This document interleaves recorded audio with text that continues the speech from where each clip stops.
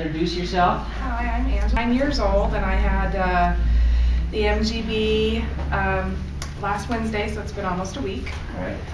My surgery took 68 minutes. Yes, And I think... but you also have a secret. Oh, I was a LapBand, yes. Yeah, I was a LapBand. I had the LapBand for 3.5 years. I lost a total of about 50, 60 pounds in there somewhere. And there became a point where my band got tightened down, and it got so tight that I just had constant vomiting. Vomiting. I had to go in the very next day, and they had to undo it. And from that point on, I couldn't tolerate any tightening in the band at all. And so since then, I put back on about 30 pounds. So I'm glad to have that gone. Right. How's the swallowing since then? Still feels a little snug in there? Yeah, a little bit, but right where the band was, right? So I'm sure there's just a little... There's a little swelling, just like yeah, little our other residual swelling, unnamed patient, right, who's not on the video. But manageable, manageable. I can get my Privosec down, the Pepto-Bismol, ugh. Yeah, that's the worst part. Now, are you taking the liquid or a tablet? I'm taking the liquid, but I'll take the tablet once I get home. There's actually a capsule too. That might work too. That works better. So don't care for that. And I have found that I'm very sensitive to smell right now. That even walking and going to the mall and doing, you know, making Just myself get out, smells. people with perfume or whatever, which normally never bothered me, was just like, oh, gross. Not been hungry at all. Not had any incisional pain.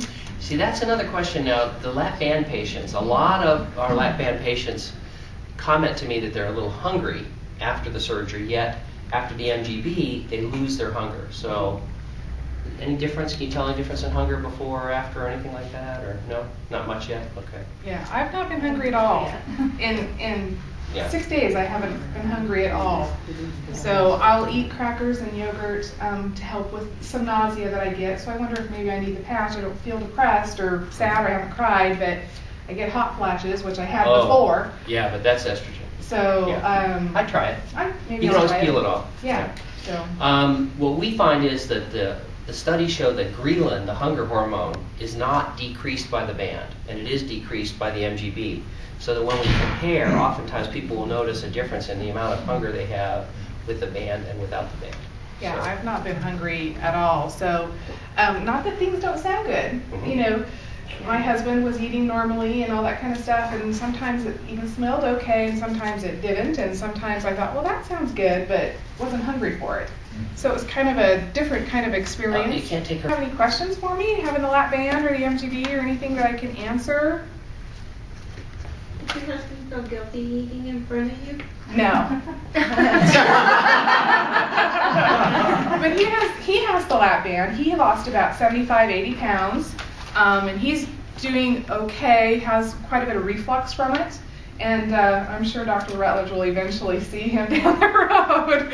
The studies, and what we think is that the LapBand does work for some people, and maybe a lot of people. The studies from Europe, where they've had it for 10 more years, shows that as time goes by, it tends to fail. Yeah. That it works pretty well for a while, and then something comes up, and you're an example, and a lot of the other patients here.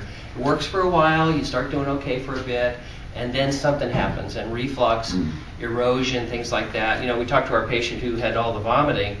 You know, her band may actually be getting close to actually tearing through, so it may take some more time for that to heal. And so LapBands are good in many patients, but we think they're kind of time limited, and that they tend to fail, and sometimes they can fail catastrophically and suddenly. In your case, oh, you think? I think so. He wakes up in the middle of the night throwing up.